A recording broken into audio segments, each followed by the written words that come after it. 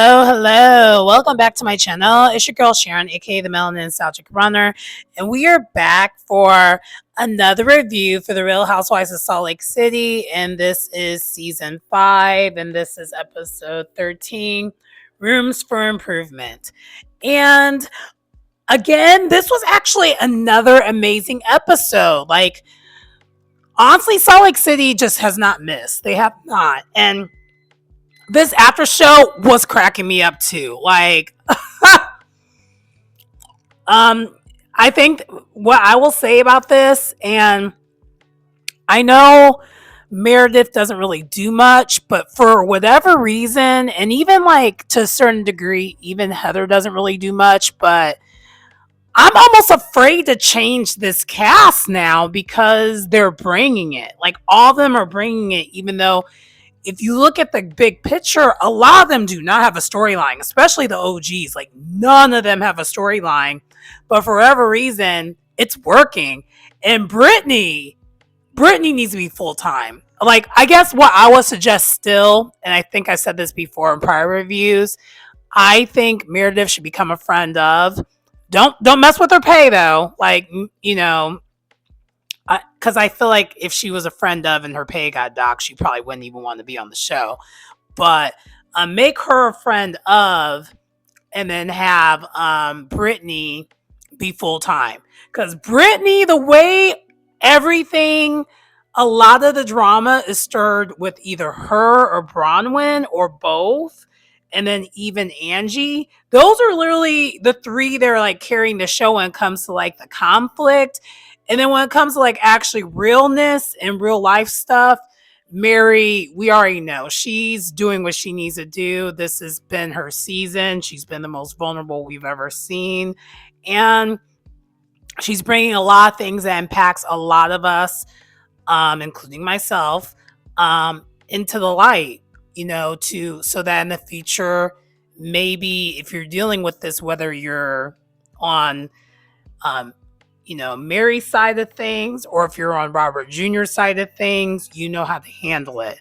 So, yeah, I'll just say that. But anyway, without further ado, let's go ahead and get into the review.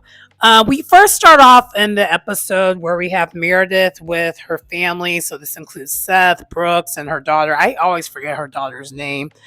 And they're recapping what happened at the party. First, they were talking about, like, the good things as far as, like, well, at first they weren't even talking about the party. At first, they were actually going over the sense that Meredith was trying out for, I think, another bath bomb, another one of her products that she's creating. And they went from, like, the bath bombs to talking about the party, and Seth's the one who kind of brought up, like, hey, what happened? And Meredith's account is still the same account that she's running with, is that Angie was slut shaming Brittany, and this is not the first time Angie has done this, and so she was like, I kicked her out. Kind of a dual scene as this is happening. We have Angie talking to Sean, her husband, and she's just talking about how humiliated she was, because she's like, she didn't even look. She's like, I actually came to Meredith trying to, finally resolve things. Like, I wanted to move forward, and that's why I even came to the party, because I wanted to move forward. I brought her a gift, and wanted to clear the air. But instead, she takes the opportunity to kick me out and humiliate me, and like during a religious event in front of her family, friends, and all that. And so, because this is a very religious cast, that's offensive. It really is. Like, and I didn't even look at it that way when it happened, but I can see how Angie feels extremely hurt. Now, Angie girl, I'm gonna have to give you a little bit though, because like you're not completely innocent in this. Like, you the way you react, you be reacting. But back to being on Angie's side about it though, is Angie's not the type that starts any. She's one of those don't start none, won't be none. That's pretty much what happens with Angie. But the problem is the girls be starting it with her, and then she just takes it to hell like every single time. And Anyway, but then on the duel, back to the duel scene, we have Meredith, and she's talking to, still talking to the family. And she's like, "Yeah, I don't even know why Angie wanted to come to the party if she wanted to do all that. And she brought this gift to me, and it was something. And this is why you need to watch the after show, because that gift was expensive." A very expensive gift. So she got her a journal and it's like shampoo and conditioner kit, but it's from Angie's salon, and it's salon valued like shampoo. So it's $200 a piece when it comes to like the type of shampoo it is. Cause it's like not the kind you could just like buy. Like you have to buy it through a salon basically. And I'm aware of that kind of shampoo. Like it's very high. It's like the best of the best. And Meredith is offended because she's like, "Well, I have a keratin treatment, so I can't use anything that has sulfate in it." And I don't think Angie knew that because she's never touched her hair. So how would she know that? But it did say it was kind of shady, but like Angie did state in the after show that she did not mean for this to be shady. Is that the shampoo actually has on the bottle for damaged hair, this, that, and this, and she didn't mean it in a shady way. She basically, because Angie literally is a hair, like that's her bread and butter, literally, is doing people's hair for a living and having multiple salons. She's like, if you color your hair, you need this type of stuff to protect your hair. So she's basically a type of girl, because she is a hairstylist and she really cares about people's hair like that. She is going to buy you stuff, like she's going to unsolicitedly give you like product that will help your hair out, and not trying to be rude. And I actually believe that from her. But anyway, that's kind of where things leave off at. They're basically both of them in a weird way are misinterpreting each other's gesture, and I hope they can resolve this at some point. I don't understand why Meredith does not like Angie. I get why Angie has a problem with Meredith, but at this point, it's all, it has nothing to do with nothing. They need to actually just stop talking about the things that happened and just like go move on. Like similar to how Meredith was in my head, I'm thinking, Meredith, you're able to forgive Lisa for all the horrible things she said. You should be able to forgive anyone, everyone. So that's my thoughts on that. Anyway, moving on. Next, later on, we have Mary, and she's actually on her way to visiting Angie. So I don't know if this is the same day or next day. It seems like it probably is the next day, because, who knows? Maybe it is, maybe it isn't. I don't know. But Mary is heading over to Angie's, and Angie doesn't hear Mary like knocking on the door or her at the door at all. So basically, Mary ends up letting herself in. And so she's sitting there on the couch, and she literally spooks out Angie. She's like, "Oh my gosh." And Angie was like, "I was getting ready for you. I didn't know you were already in here." She's like, "Oh," and she's like, "It's all good." And she's like, "Make yourself a home." And Mary's like, "Okay, fine." And then she gives her like this nice charcuterie board. She's like, "Hey, will you think about this? We can go ahead and get started." And Mary's like, "It's actually very, very pretty, but I do not have an appetite." And she didn't, the way Mary says things, it sounds insulting, but she didn't really mean it like that. And this is why. And I kind of had a feeling that this was what this scene was, but immediately, this is where Mary actually goes ahead and tells Angie what's actually going on.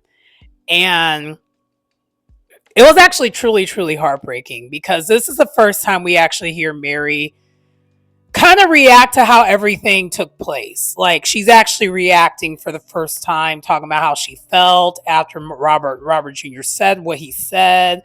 She's like letting it all out to Angie, and Angie is just being an amazing friend, comforting her, and even giving her some advice, like don't beat yourself up, because as we know, Angie has dealt with addiction firsthand too, because her mom was an alcoholic, and that's actually how she lost her mom to the disease. And she's like, addiction is a disease. And I don't, and she kind of shared her thoughts about how I, as a person who was impacted by it, I beat myself up for a long time and all that. And she's like, it's not worth doing that. Basically, just giving her words of encouragement and, consoling her as she should. And it was a very heartwarming, heartbreaking conversation. And then after that, Mary does switch gears. She states like, "Hey, with that being said, I am gonna come to the trip because remember at the very end of the last episode, we found out that Lisa planned a girls' trip for them to go to Puerto Vallarta, and Mary's like, I am gonna end up going to the trip. I just don't know how I'm gonna get there, but I'm gonna make it happen. I just can't go with you guys at the moment. I need to make sure Robert Jr. is good, but I am gonna make it happen." And so we kind of already have an idea Mary's not going to be there on the day one. And I saw the preview for the next episode. She is there the next day. So she does end up showing up. But she's like, kind of just giving her the 411. And then she does state at the very end, like, "Hey, Angie, like, I'm not telling everyone about this yet. This is just you and me." And they pinky swear, and that's it. And that's pretty much all we get from Mary this episode, but it was enough. And we understand why, because she is still trying to figure out things. And also, too, side note, in this conversation, we found out he's doing the H. Also, he's doing all the drugs. Because he didn't state all that on camera, but he is addicted to the H.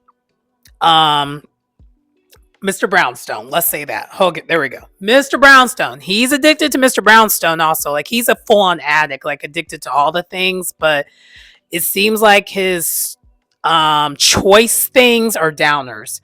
And I could see that. Usually if you are someone that's self-medicating like he was to deal with pain, you go for the downers. And I'm actually speaking from personal experience because when I was going through my things, back when I was 19, that was what I was attracted to. Fortunately, I got out of doing those things prior to the addiction becoming a lot. And I guess I'm not even sure if I have a full-on addiction bug like, others would, because I don't know if I would be able to stop on my own. And in my case, I was able to stop. The detox was horrible, but I was able to stop. And I really wasn't abusing as long as Robert is. Robert Jr. is going to have like a long, long road. My time of doing the things I was doing lasted about, I want to say 6 months. And I was not really just committed to one thing. Similar to kind of like Robert Jr., but then I kind of just stopped. I cut myself off from all the people I was hanging out with at that time who was helping me get these things, and moved back to my parents' house, and that was it. At least for me. So I get it. It's triggering to see these things, but I'm probably not going to be as triggered as someone who, I guess I don't think from my experience, I don't think I ever have been a full addict when it comes to things. Like, I've been able to just stop things. So I don't think I necessarily have the disease of being an addict, but I don't know. Anyway, yeah, let's move on.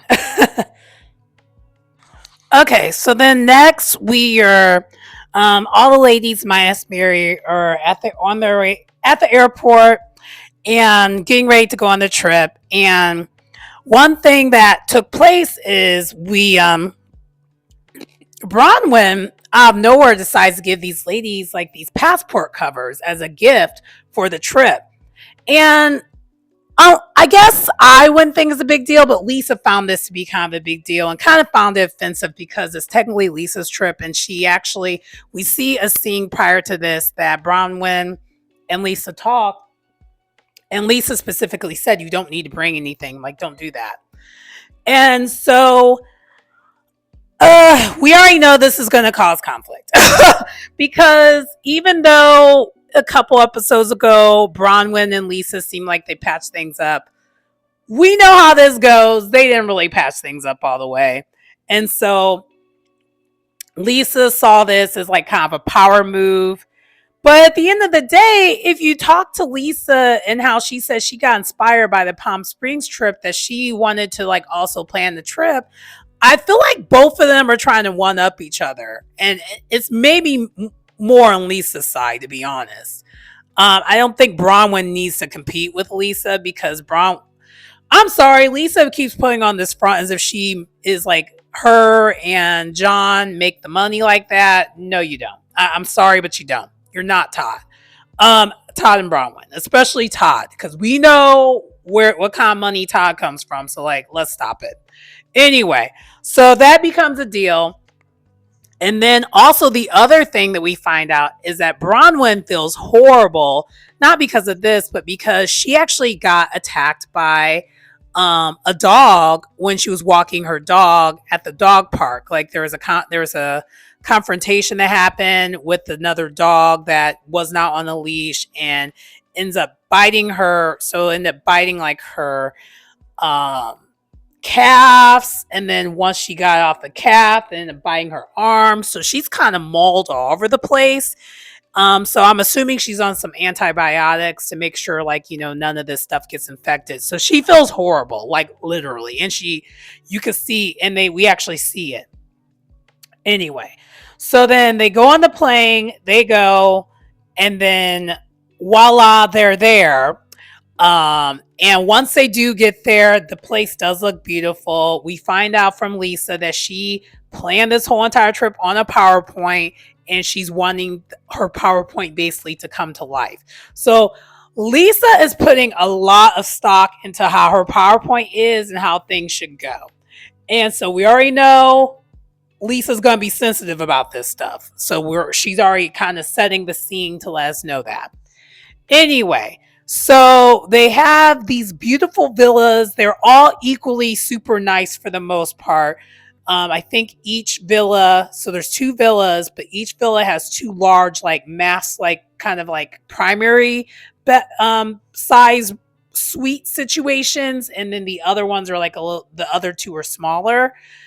So, and they're like that in each villa when it comes to the resort. So Lisa's like, okay, we have conflict going on. So she decides, instead of them picking the room, she picked the room herself because she wanted to avoid conflict. She wanted basically to avoid conflict. And I actually do believe Lisa in this moment. I don't think Lisa was trying to cause problems. I think she actually was trying to make her vacation go smoothly. But Bronwyn took it a different way, but let's go into whose villas are split off. So with Lisa, it's going to be Meredith, Heather, and Brittany. And then on the other side, we have Angie, Whitney, Bronwyn, and then Mary when she gets there. Now, Bronwyn's having an issue because she is currently not really getting along with Angie or Whitney.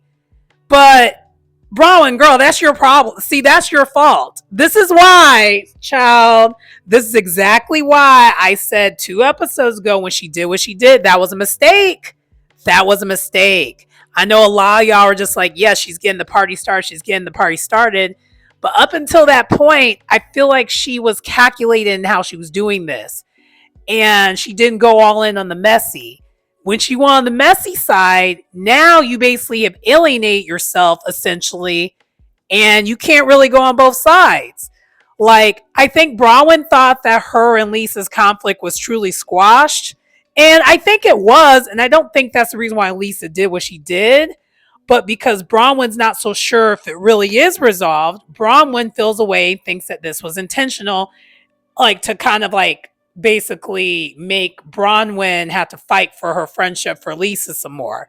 And I'm just like, Bronwyn, you're sounding a lot like Heather. That's crazy to me. In my opinion, my personal. Heather, of course, is loving this Brittany's like, Brittany is just doesn't realize she's kind of like, according to Bronwyn, Brittany's being a pawn, but that's not what it is. According to Lisa, and I believe Lisa is because of the dynamics of people not getting along with certain people, she did it a certain way. So we know that Meredith is not getting along with Angie, so they can't stay in the same villa. So that goes over there. Meredith also does not really get along with Whitney, and neither does Lisa. So they're going to go to another villa. Mary is really closer to Angie than anyone else. So Mary's going over there. And Brittany does not get along with, Brittany doesn't get along with Bronwyn, also does not really get along with Angie at the moment. And Mary don't really like her either. So there we go. Brittany's over on the other side. And she's also friends, because Brittany's a friend of, she's friends with, wow. Why I'm not thinking of it. Heather. She's friends with Heather. So it makes sense for Brittany to be in the same villa as Heather. By the way, Maylee, I think that was the last episode that we saw. I think it's the last time we're ever going to see her. So, because she's not on the strip. Anyway, so that is, to me, that makes sense that it happened the way it did, but it's odd now. So, yeah. So after Bronwyn basically feels a way about things, she does end up going to her room with Angie and Whitney. And she's basically bitching and complaining. Well, prior to that, Angie and Whitney are talking amongst themselves, like, kind of laughing at the whole idea that Bronwyn thought, what she did was going to work. And what gets me about this whole entire group, minus a handful of them, it really is high school, like for real, for real. Why is everyone so obsessed with winning over Lisa Barlow? It's so weird. I get it, because at least in Bronwyn's case, it makes a little bit more sense because she's known her, and that's how she even got up on this show. But still, it's just a lot. Like, it's interesting. But anyway, so once she does come to the room, she's basically bitching to Whitney about the whole entire thing, as if like Whitney and her are in a good place when she's really not. And so Whitney, in her confessional, being shady as hell, she's like, you turned on us just for you to be turned around and still get kicked out of that group. And Whitney basically says some sound advice. She's like, one day, I guess she's going to learn that we're her only friends. Like, which honestly, I don't know if Whitney's a friend to her, but I will say this. Lisa Barlow is friends with no one. So I kind of agree with what she said. And it was cracking me up because Bronwyn is doing all this complaining and stuff, and Whitney has this smirk on her face, and she has every single right to have that smirk on her face. And this is why I said last week or 2 weeks ago, when she did what she did, I was like, that was a wrong move, girl, wrong move. But anyway, neither here nor there. And basically, Bronwyn had to eat crow. And but that's not going to be the end of it, of course not. Okay, so then now we have Meredith and Lisa talking amongst themselves, and they're just talking about the dynamic of the group, and really Lisa is hoping that Meredith can patch things up with Angie, and Meredith is just like, I'm not really there yet with this, and hopefully Angie doesn't try to start any more crap here. And basically Meredith. And for those who just never knew this, and I feel like I've been said this, but Meredith is such a Karen. And it drives me nuts. She is such a Karen. And like, oh gosh. But anyway, so she's making it seem like she's the only one that she's basically being a victim. Like, she better not start anything and better not ruin your trip. And like, Lisa's kind of agreeing, because Lisa agrees with anyone that she's talking to about conflict. She's basically wishy-washy for the most part and doesn't really defend people. And we know this, and it's going to come up again, actually, very, very shortly. So then from there, Meredith decides, as they're getting ready for dinner, because we're all getting ready for this dinner, at and wherever they went to, they basically just had to take a golf cart to get to the dinner, and it was really, really nice, very pretty. Basically, as they're getting ready, Meredith has her branded bag, her Brooks Marks bag that's branded by her, that she is basically returning the gifts back to Angie, because Angie made kind of a deal as she was getting kicked out of the party, like, I gave you a gift, you didn't even give me a gift at my party that I invited you to try and extend the olive branch. And so she's giving it back. And side note, in the after show, we find out she did the same thing to Mary after that, after her whole fiasco of basically seeing herself out the door, giving the gift back. And it's kind of, and I don't know what Meredith's problem is, because she gets so offended so easily, but she doesn't see that the things that she does are very statement-based things. When you're returning things to people, you're basically saying, I don't want you in my life ever again.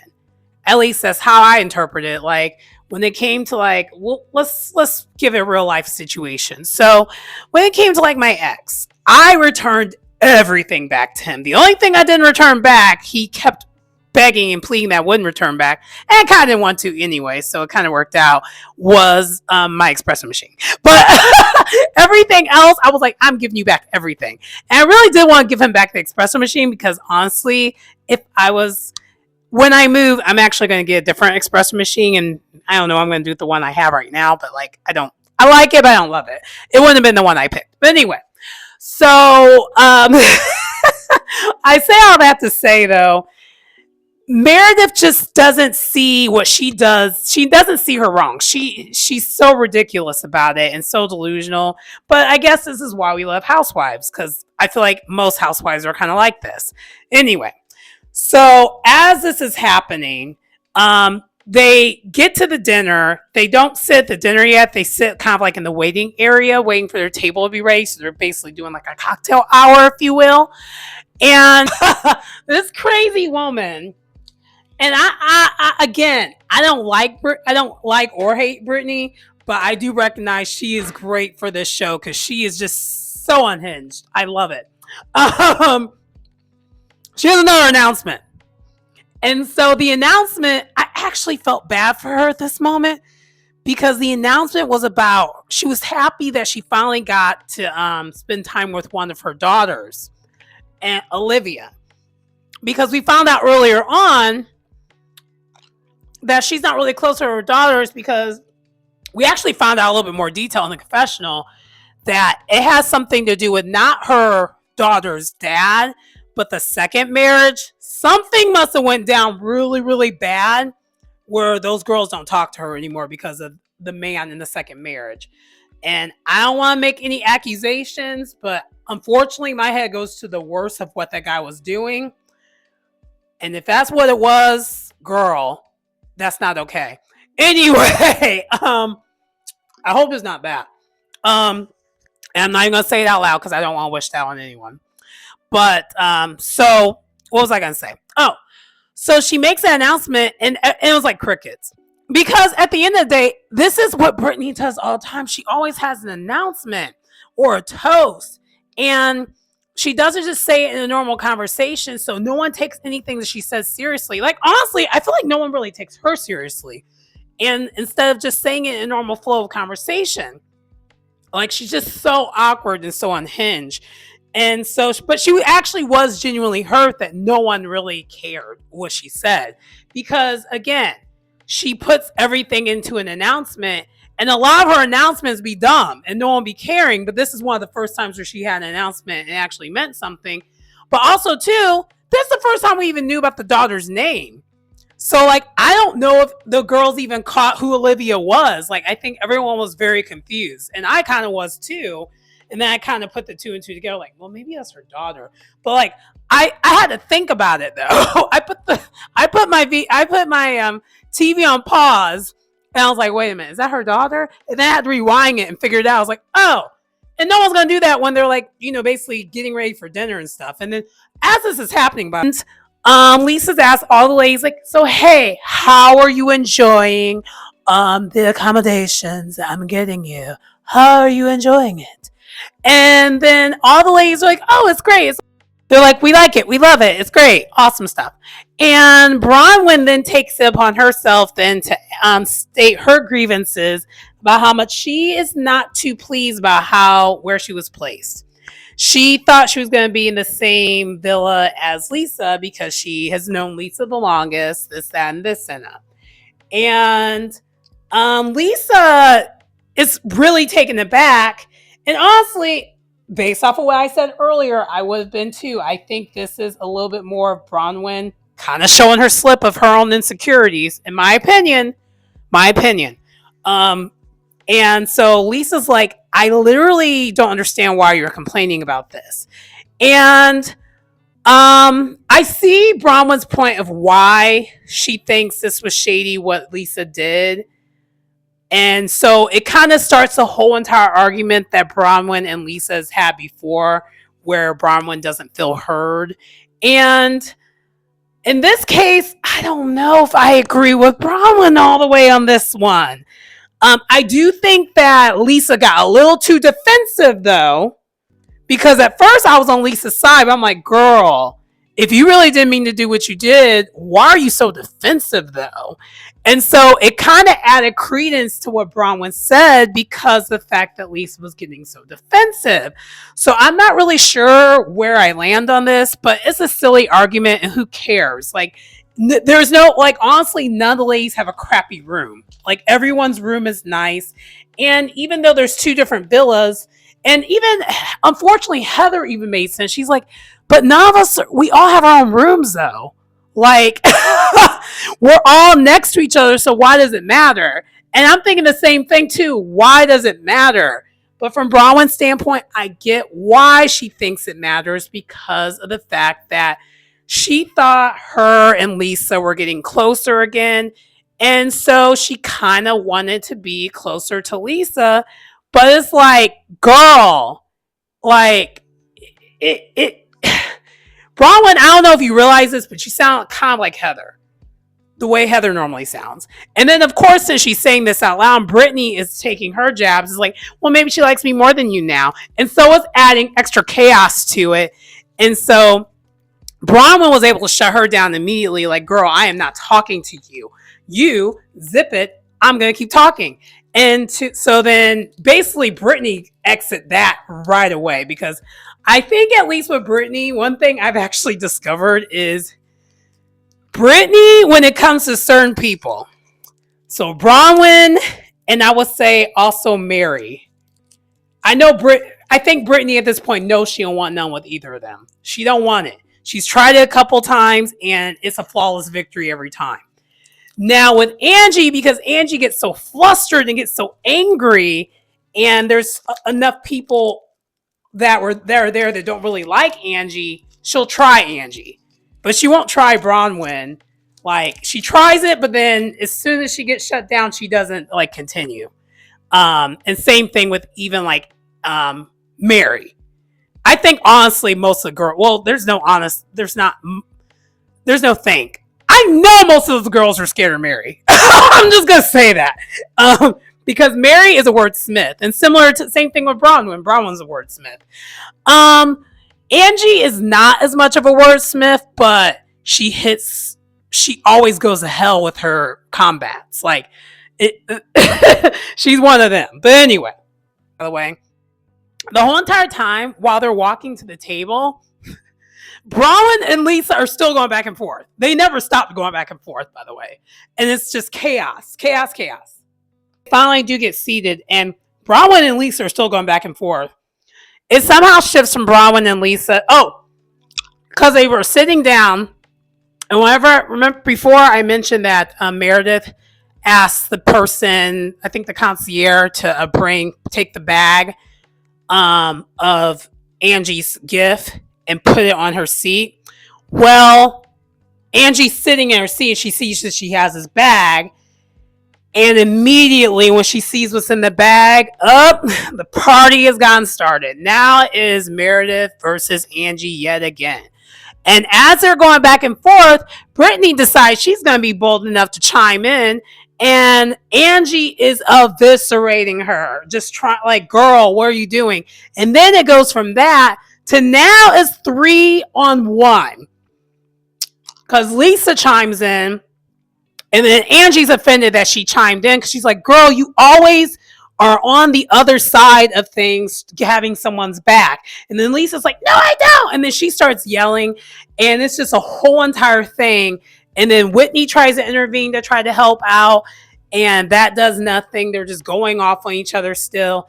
And then finally, like, it took Bronwyn and Heather to stick up for Angie based off of, because it went from Meredith to Angie, and somehow Meredith got out of it to like Angie versus Brittany.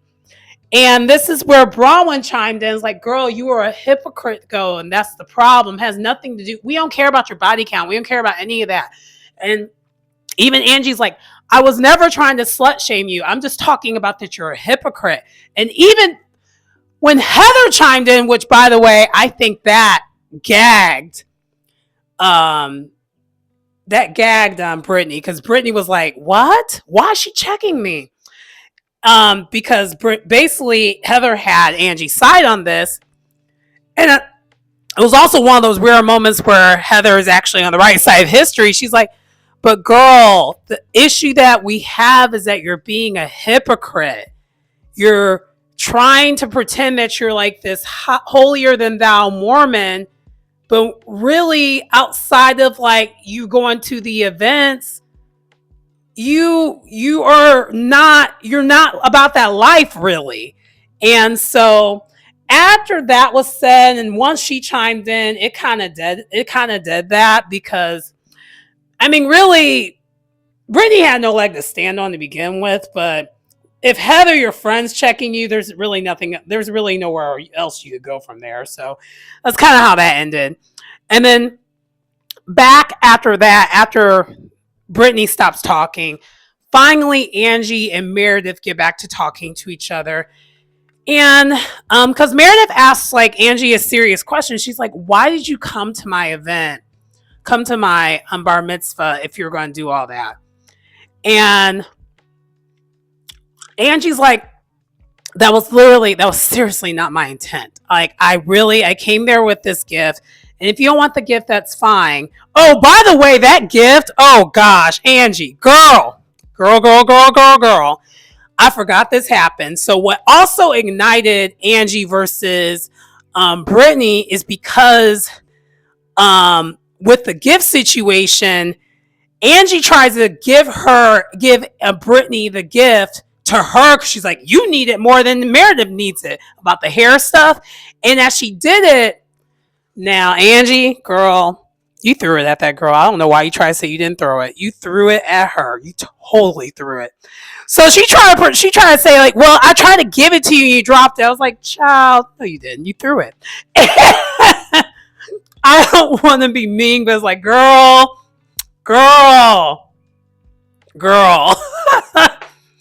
But I ain't gonna lie, it was funny and it made for good TV, so I wasn't mad at it. Oh, and by the way, this whole entire argument is happening. The chaos with this argument, what makes it even crazier is the server is at the table trying to take orders, and then and this is one of those rare moments where I did not mind Heather, and if anything, Heather was actually cracking me up, because Heather's face reaction would have been my reaction, because they're so in depth in the argument that it's embarrassing, and and they just have this look of oh my gosh, and so that was kind of what was happening, and it was just cracking me up. So anyway, but anyway, back to Meredith and Angie. They do talk it out, and they finally, I'm hoping this is an actual squash. It came off like they actually truly did squash the beef. We'll see how long it lasts, though, because they've been trying to squash this beef for 2 years now, or at least this is the third season of this stupid beef. Because it started season 3 and we're at season 5. Anyway, So they're trying to squash this beef. And Angie's like, look, I really was trying to have an olive branch with you. I know how important religion and spirituality is. I would have never came to your event intentionally trying to like cause trouble. Now, and then also, before this, when Meredith was still in the argument, because I keep forgetting, because again, this was so chaotic. It was hard for me to follow. When Meredith was still in the argument, Bronwyn definitely did stick up for Angie and stated, no, Brittany started all this because she did. Brittany's the one who actually called Angie a slut. Okay? She actually is the one who did it. Now, you can leave it to interpretation, and this is up to you. And I don't think Angie's that type of person who was interpreting that she was being a slut when she was saying she was sleeping with, like, messing with like 3 guys. I don't think she was even calling her a slut. I think if anything, she was like, girl, do what you do. If you're single, you're single. I don't care. And I think all of them were even trying to say that to her, like, look, that's not what Angie was saying. You're the one who called her that first. And so Angie just, reacted like she always does.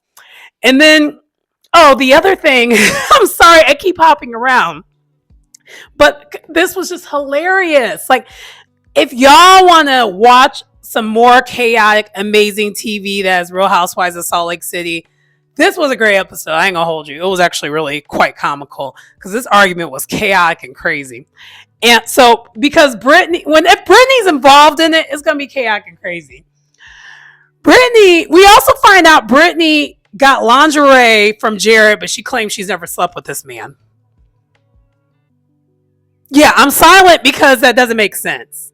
And all the ladies were like, girl, so you got this lingerie from Jared and the crotchless panties at that, but you ain't do nothing with him.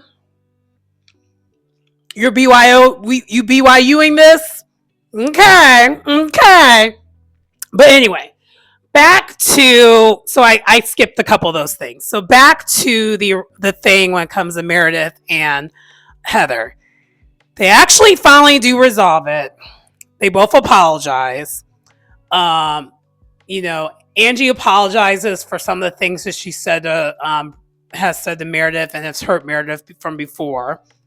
And then Meredith apologizing for embarrassing her and kicking her out of the party.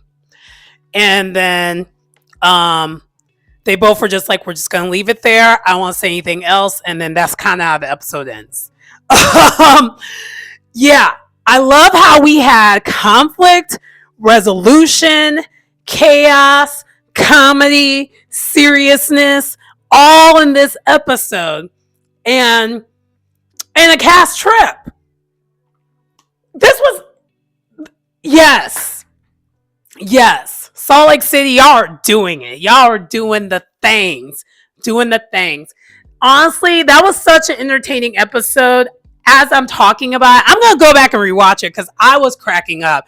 And also, again, I think I mentioned it before, and Bravo ain't paying me, they should. But after watching the show, please watch that after show. That after show adds more context to things, and it's funny. Mary and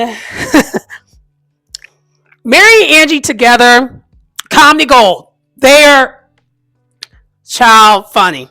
And this was probably one of the first after shows where Heather did not completely get on my nerves. Honestly, this episode was one of the episodes where Heather didn't get on my nerves at all, actually, now I think about it. But anyway, the next episode does look kind of like it's going to be good. But honestly, there hasn't been any episode that has not been good. So I want to know what you think. Please like, comment, subscribe to the channel if you get anything out of the content. It's your girl Sharon, aka the Melanin Nostalgic Runner. And I will see you next time. Bye.